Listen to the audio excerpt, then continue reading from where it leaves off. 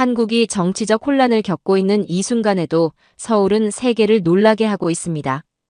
비상계엄령 선포와 대통령 탄핵이라는 초유의 사태 속에서도 서울은 2024년 세계 도시 종합 경쟁력 지수 GPCI에서 세계 48개 주요 도시 중 당당히 6위를 기록했습니다.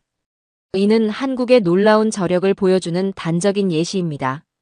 일본 모리기념재단 도시전략연구소가 발표한 이번 평가에서 서울은 지난해보다 한 계단 상승했습니다. 경제, 연구개발, 문화교류, 환경, 교통접근성 등 거의 모든 분야에서 10위권의 높은 순위를 기록했죠. 특히 연구개발 분야에서는 5위라는 놀라운 성과를 보였습니다.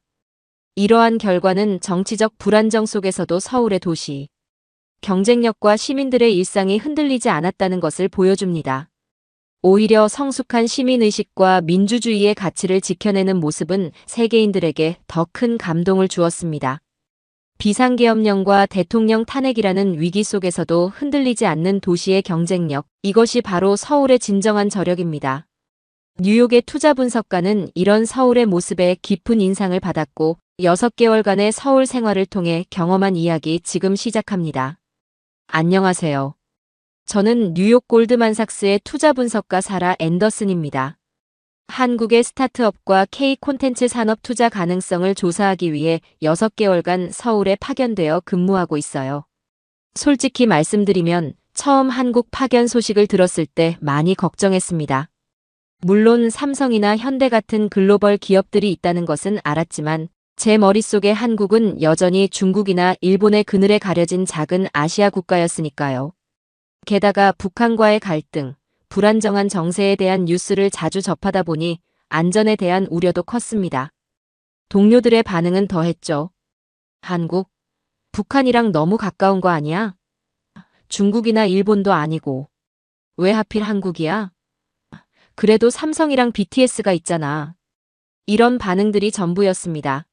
심지어 부모님은 제가 한국에 가겠다고 했을 때 크게 반대하셨죠. 이런 분위기 속에서 저는 반신반의하는 마음으로 서울행 비행기에 올랐습니다. 하지만 인천국제공항에 도착한 순간부터 제 생각이 틀렸다는 것을 깨닫기 시작했습니다.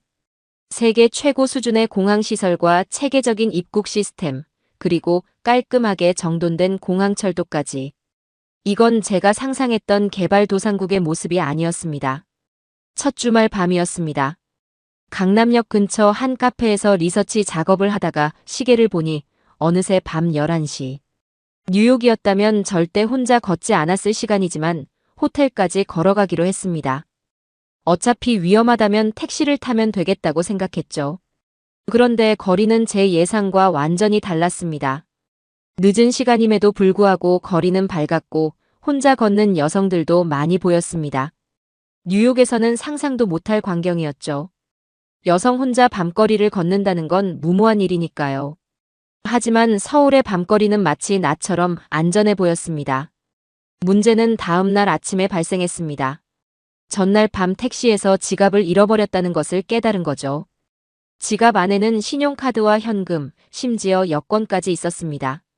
뉴욕이었다면 이미 누군가가 신용카드로 쇼핑을 했을 거고 지갑은 영영 찾지 못했겠죠. 호텔 직원의 도움을 받아 경찰서에 가보기로 했습니다. 사실 큰 기대는 하지 않았습니다. 그저 분실 신고라도 해두어야 한다고 생각했으니까요. 하지만 경찰서에서 맞이한 건 뜻밖의 소식이었습니다. 제 지갑이 이미 경찰서에 보관되어 있다는 것이었죠. 택시 기사님이 지갑을 발견하고 바로 가까운 경찰서에 맡기셨다고 합니다. 카드 한 장, 현금 한 장 빠짐없이 그대로였습니다. 처음에는 이게 정말 현실인지 의심스러웠습니다. 뉴욕에서라면 절대 일어날 수 없는 일이니까요. 이 경험은 제가 서울을 바라보는 시각을 완전히 바꿔놓았습니다. 높은 치안 수준은 단순히 범죄율이 낮다는 통계적 수치를 넘어 시민들의 높은 시민의식과 체계적인 방범 시스템이 만들어낸 결과물이었습니다. CCTV가 골목골목 설치되어 있고 밤거리 곳곳에 설치된 안전벨, 그리고 24시간 순찰하는 경찰차는 도시의 안전을 책임지고 있었습니다. 특히 인상 깊었던 것은 지하철이나 버스 안의 비상벨과 신고 시스템이었습니다. 뉴욕의 지하철에서 종종 발생하는 괴롭힘이나 범죄가 여기서는 상상하기 어려웠죠. 서울에서의 첫 주말은 제게 큰 교훈을 주었습니다. 도시의 진정한 경쟁력은 화려한 마천루나 최첨단 기술만이 아닌 시민들이 안심하고 생활할 수 있는 환경에서 나온다는 것을요. 게다가 이런 안전한 환경은 도시의 24시간 경제 활동을 가능하게 만드는 토대가 되고 있었습니다. 저는 매일 밤 편한 마음으로 산책을 즐깁니다. 때로는 밤 12시가 넘어서까지 카페에서 일하기도 하고 늦은 시간 지하철을 이용하는 것도 전혀 걱정하지 않게 되었죠. 이런 일상적인 자유가 얼마나 특별한 것인지는 뉴욕에서 생활해본 사람이라면 누구나 공감할 것입니다. 다음 날 아침 회사 동료들과의 화상회의에서 이 이야기를 전했더니 모두가 놀라워했습니다. 사라, 그건 정말 뉴욕에선 일어날 수 없는 일이야. 맞습니다. 하지만 이제 저는 알게 되었습니다. 서울은 제가 생각했던 것보다 훨씬 더 안전하고 체계적이며 시민의식이 높은 도시라는 것을요. 그리고 이건 제가 깨닫게 될 수많은 놀라운 경험들의 시작에 불과했다는 것도 말이죠.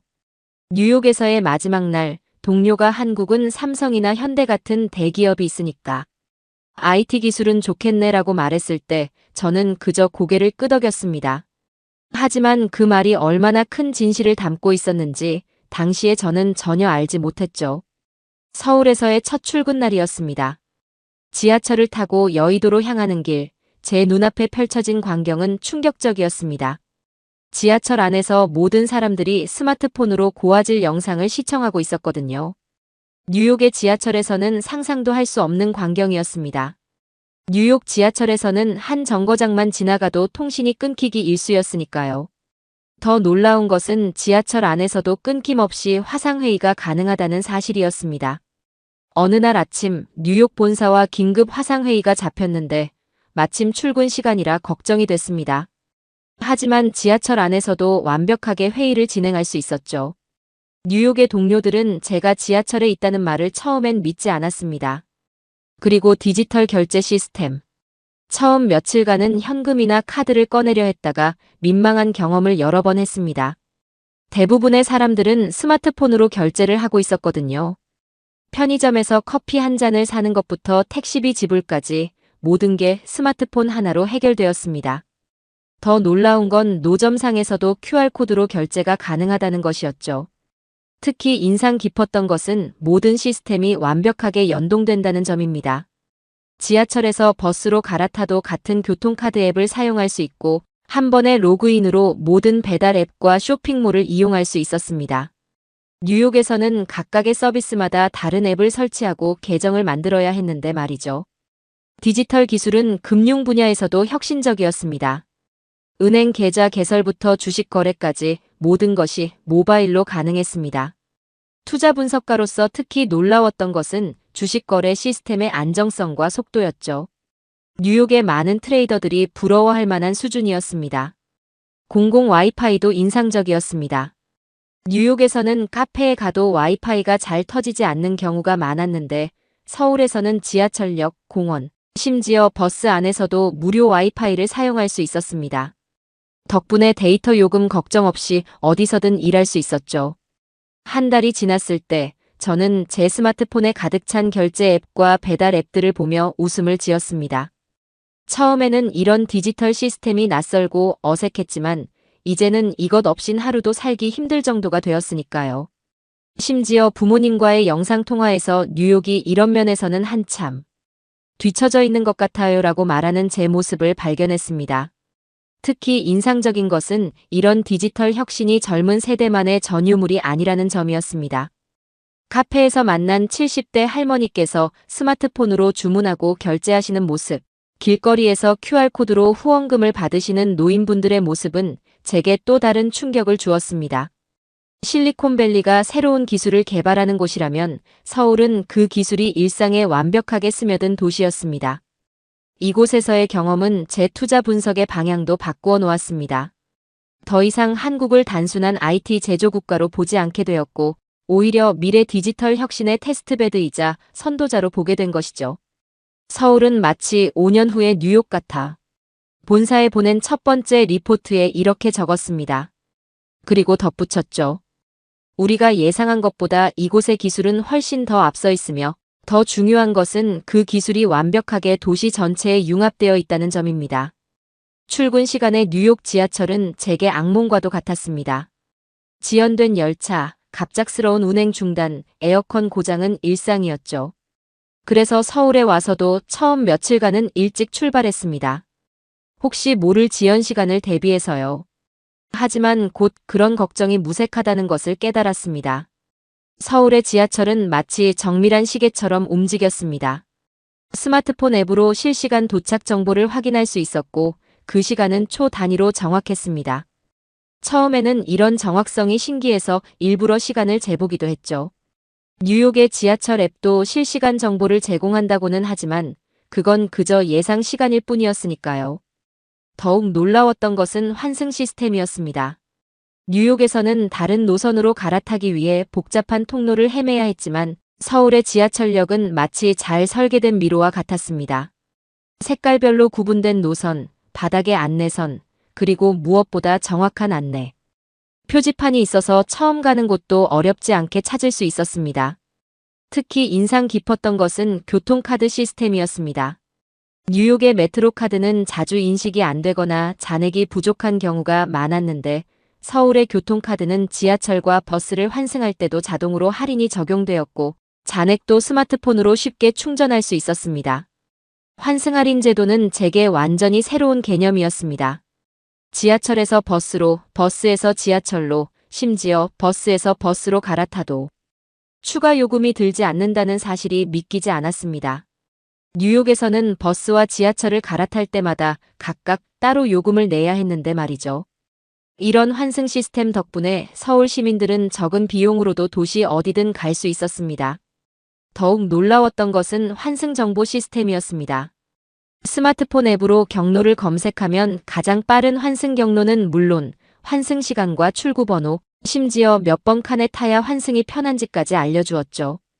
지하철역에서 버스로 갈아탈 때도 실시간으로 버스 도착 정보를 확인할 수 있어서 무작정 기다릴 필요가 없었습니다. 버스 시스템은 더욱 혁신적이었습니다. 뉴욕에서는 버스 시간표를 믿을 수 없어서 거의 이용하지 않았는데 서울의 버스는 지하철만큼이나 정확했습니다. 버스 전용 차로가 잘 갖춰져 있어서 러시아워에도 일정한 속도를 유지할 수 있었고 모든 정류장에는 실시간 도착 정보가 표시되어 있었죠. 심야 교통수단도 인상적이었습니다. 뉴욕에서는 늦은 밤 지하철을 이용하는 것이 위험하다고 생각했는데 서울의 심야 버스는 안전하고 편리했습니다. 게다가 택시 호출 앱은 뉴욕의 우버보다 훨씬 효율적이었죠. 심지어 택시 기사님들은 내비게이션을 철저히 따르셨고 바가지 요금 같은 것은 상상도 할 수 없었습니다. 공유 모빌리티 서비스도 체계적이었습니다. 따릉이라는 공공 자전거는 도시 곳곳에서 쉽게 찾을 수 있었고 전동 킥보드도 편리하게 이용할 수 있었습니다. 무엇보다 이런 서비스들이 대중교통과 자연스럽게 연계되어 있다는 점이 인상적이었습니다. 제가 특히 감탄했던 것은 장애인과 노약자를 위한 시설이었습니다. 모든 역에 엘리베이터나 에스컬레이터가 설치되어 있었고 저상버스는 기본이었습니다. 뉴욕의 지하철역 중에는 아직도 엘리베이터가 없는 곳이 많은데 말이죠.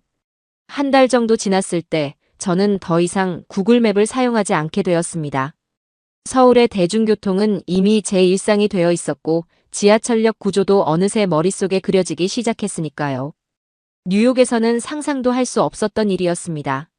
얼마 전에는 본사의 동료가 서울에 출장을 왔었는데 그는 이틀 만에 서울의 대중교통 시스템에 완전히 매료되었습니다. 이런 시스템을 뉴욕에도 도입할 수 있다면 얼마나 좋을까? 라며 감탄했죠. 하지만 이건 단순히 시스템의 문제가 아니었습니다. 정확성과 효율성을 중시하는 문화, 끊임없는 혁신을 추구하는 자세, 그리고 무엇보다 시민들의 높은 시민의식이 있었기에 가능한 것이었습니다. 서울의 대중교통은 단순한 이동수단이 아닌 도시의 혈관이자 삶의 일부였습니다. 이제 저는 이해하게 되었습니다.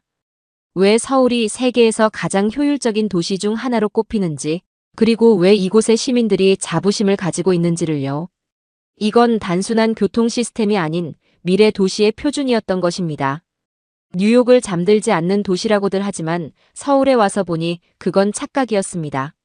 진정한 24시간의 도시가 무엇인지 서울은 제게 완전히 새로운 기준을 보여주었습니다. 처음 이 문화를 경험한 것은 밤 11시가 넘어 퇴근하던 날이었습니다. 배가 고팠지만 당연히 문을 연 식당은 없을 거라 생각했죠. 뉴욕에서는 늦은 밤엔 패스트푸드점이나 간단한 피자집 정도만 운영하니까요. 하지만 놀랍게도 제 주변의 많은 식당들이 여전히 영업 중이었고 심지어 24시간 운영하는 곳도 있었습니다. 더 놀라웠던 것은 배달 문화였습니다. 새벽 2시 야근을 마치고 숙소로 돌아와 배달 앱을 열었을 때의 충격을 잊을 수 없습니다. 치킨, 중국 음식, 한식, 심지어 카페 음료까지 주문할 수 있었죠. 뉴욕에서는 이런 종류의 배달이 저녁 8시면 대부분 끝나는데 말입니다. 편의점도 제게는 새로운 경험이었습니다. 뉴욕의 편의점은 대부분 좁고 어두운 곳이지만 서울의 편의점은 밝고 깨끗했으며 품목도 다양했습니다. 간단한 식사부터 생활용품, 심지어 급한 비즈니스 서류를 출력할 수도 있었죠. 24시간 운영되는 편의점이 골목마다 있다는 것은 마치 작은 생활센터가 도시 곳곳에 있는 것과 같았습니다. 카페 문화도 특별했습니다. 밤 10시가 되면 대부분 문을 닫는 뉴욕의 카페들과 달리 서울의 많은 카페들은 새벽까지 영업했습니다. 덕분에 야근이나 긴급한 업무가 있을 때도 카페에서 일할 수 있었죠. 특히 24시간 카페는 마치 작은 사무실 같았습니다. 밤늦게까지 공부하는 학생들, 업무를 보는 직장인들로 늘 활기가 넘쳤으니까요. 세탁소나 미용실 같은 생활 서비스도 마찬가지였습니다. 뉴욕에서는 주말에 문을 여는 세탁소를 찾기도 힘들었는데 서울에는 24시간 운영하는 셀프 세탁소가 있었고 늦은 시간까지 영업하는 미용실도 쉽게 찾을 수 있었습니다. 은행 업무도 놀라웠습니다. ATM은 물론이고 대부분의 은행 업무를 24시간 모바일로 처리할 수 있었죠. 뉴욕에서는 상상도 할 수 없는 일이었습니다. 심지어 공과금 납부도 편의점에서 24시간 가능했으니까요. 한 달쯤 지났을 때 저는 이미 서울의 24시간 문화에 완전히 적응해 있었습니다. 야근 후에 치킨 배달, 새벽에 들르는 카페, 늦은 밤 장보기가 일상이 되어 있었죠. 이런 편리함은 단순히 시간의 문제가 아니었습니다. 이는 도시의 활력이자 시민들의 삶의 질과 직결된 문제였습니다. 특히 인상적이었던 것은 이런 24시간 문화가 도시의 안전과 긴밀하게 연결되어 있다는 점이었습니다. 늦은 밤까지 영업하는 가게들, 밝은 거리, 활발한 거리의 움직임이 자연스러운 방범 효과를 만들어내고 있었죠. 뉴욕의 늦은 밤 거리가 으슥하고 위험한 것과는 완전히 달랐습니다. 게다가 새로운 경제 기회도 만들어내고 있었습니다. 야간 경제가 활성화되면서 다양한 직업과 서비스가 생겨났고 이는 도시 경제의 새로운 동력이 되고 있었습니다. 이건 단순한 편리함을 넘어선 경제적 혁신이었던 것이죠. 특히 잊을 수 없는 경험이 있습니다. 금요일 밤 11시 회사 업무를 막 끝내고 나왔는데 뉴욕 본사의 상사에게서 급한 연락이 왔습니다. 다음 주 미팅 자료의 중요한 부분을 수정해야 한다는 거였죠. 하지만 노트북 배터리는 거의 방전 상태였고 숙소는 너무 멀었습니다. 걱정할 필요가 없었습니다. 근처의 24시간 스터디 카페는 완벽한 업무 공간이었죠. 혼자만의 독립된 공간에 콘센트, 고속 와이파이, 프린터까지 모든 게 갖춰져 있었습니다. 배가 고파 치킨을 배달시켰고 커피는 스터디 카페 내부의 자판기에서 뽑아 마셨습니다. 새벽 1시가 다 되어서야 일을 마쳤는데 24시간 지하철이 끊겨 고민하던 찰나 브랜드 택시 앱으로 안전하게 귀가할 수 있었습니다. 심야할증도 합리적인 수준이어서 놀랐죠. 뉴욕에서는 상상도 못할 일이었습니다. 서울에 온 지 5개월, 이제 저는 이 도시를 조금 이해하기 시작했습니다. 처음에는 단순히 발달된 인프라와 편리한 시스템에 감탄했지만 시간이 지날수록 이 도시가 가진 더 특별한 매력을 발견하게 되었습니다. 그것은 바로 전통과 현대의 완벽한 조화였죠. 어느 휴일 아침, 저는 종로의 한 한옥 카페에 앉아 있었습니다. 전통 한옥의 처마 밑에서 최신 노트북으로 업무를 보며 생각했습니다. 이런 광경을 뉴욕에서는 볼 수 없겠구나. 100년도 더 된 나무 기둥 옆에는 최신식 콘센트가 있었고 전통 문양의 창문 너머로는 초고층 빌딩이 보였습니다. 더 놀라웠던 것은 이런 풍경이 전혀 어색하지 않다는 점이었습니다. 경복궁 근처의 현대식 카페에서는 한복을 입은 젊은이들이 셀카를 찍고 첨단 오피스 빌딩 사이에는 조선시대 왕궁이 당당히 자리 잡고 있었습니다. 이런 광경은 처음에는 이질적으로 보였지만 곧 이것이 서울만의 독특한 매력이라는 것을 깨달았습니다. 인상 깊었던 것은 전통시장의 모습이었습니다. 광장시장에서는 수십 년 된 가게들이 최신 모바일 결제 시스템을 사용하고 있었고 외국인을 위한 디지털 주문 시스템도 갖추고 있었습니다. 시장 상인들은 스마트폰으로 주문을 받고 SNS로 홍보를 하면서도 전통의 맛과 정은 그대로 지키고 있었죠. 한복을 입고 고궁을 방문했던 날은 특히 기억에 남습니다. 한복을 입은 채로 지하철을 타고 이동하는 동안 전통 의상을 입고 첨단 교통수단을 이용하는 이 특별한 경험에 미소 짓지 않을 수 없었습니다. 더욱 놀라웠던 것은 한복을 입은 사람들이 저뿐만이 아니었다는 점이었죠. 남산타워에서 바라본 서울의 야경도 잊을 수 없습니다. LED 전광판으로 반짝이는 현대적인 빌딩 숲 사이로 은은하게 빛나는 고궁과 절의 모습은 마치 한 폭의 그림 같았습니다. 이것이 바로 서울이구나 하는 생각이 들었죠. 서울의 젊은이들은 이런 전통과 현대의 조화를 자연스럽게 받아들이고 있었습니다. 그들은 첨단 기술을 사용하면서도 전통 문화를 즐기고 현대적인 라이프 스타일 속에서도 전통의 가치를 지키고 있었습니다. K-팝 콘서트장 근처에서 전통 떡볶이를 파는 포장마차를 보면서 이것이 바로 서울의 정체성이라는 것을 이해하게 되었습니다. 특히 인상 깊었던 것은 절에서의 템플스테이 경험이었습니다. 도심 한복판의 절에서 전통적인 명상을 하면서도 바로 옆에서는 현대 도시의 활기찬 움직임이 계속되고 있었죠. 이런 공존이 가능하다는 것 자체가 놀라웠습니다. 서울의 이런 모습은 제 투자 분석에도 새로운 시각을 제공했습니다. 이 도시는 단순히 현대화된 아시아의 도시가 아니었습니다. 전통과 현대를 조화롭게 융합하면서 그 속에서 새로운 가치와 문화를 창출해내고 있었죠. K-팝, K-드라마, K-뷰티 등 한국의 문화, 산업이 세계적으로 성공할 수 있었던 이유도 바로 이런 특별한 조화에 있다는 것을 이해하게 되었습니다. 이제 서울을 떠날 시간이 다가오고 있습니다. 처음에는 중국이나 일본의 그늘에 가려진 작은 아시아 국가라고 생각했던 제 편견이 부끄러워집니다. 서울은 제가 경험해본 어떤 도시보다도 미래지향적이면서도 동시에 자신들의 전통과 문화를 자랑스럽게 지켜나가고 있었으니까요. 본사에 보낸 마지막 리포트에 이렇게 적었습니다. 서울은 전통과 현대의 단순한 공존을 넘어 두 가지를 완벽하게 융합하여 새로운 가치를 창출하고 있습니다. 이것이 바로 서울의 진정한 경쟁력이자 미래 성장의 원동력이 될 것입니다. 이제 저는 알게 되었습니다. 진정한 글로벌 도시란 단순히 현대화된 도시가 아니라 자신만의 정체성과 전통을 지키면서도 끊임없이 혁신을 추구하는 도시라는 것을요. 그리고 서울은 그 완벽한 예시였습니다. 6개월간의 서울 생활을 통해 저는 이 도시와 시민들의 놀라운 저력을 보았습니다. 최근의 정치적 혼란 속에서도 시민들의 성숙한 민주주의 의식과 평화로운 저항은 오히려 한국이 더 단단하고 성숙한 나라로 발전할 것이라는 확신을 주었습니다. 저는 이런 시민의식과 민주주의적 가치를 지닌 한국이 앞으로도 계속해서 더 큰 발전을 이룰 것이라 믿습니다. 사연을 재밌게 들으셨다면 구독과 알림 설정 부탁드립니다. 여러분의 구독과 알림 설정은 영상 제작에 큰 힘이 됩니다. 지금까지 외국인의 시선에서 한국의 감동에 빠진 이야기를 전해드리는 감동 다이브였습니다. 좋은 하루 보내세요. 감사합니다.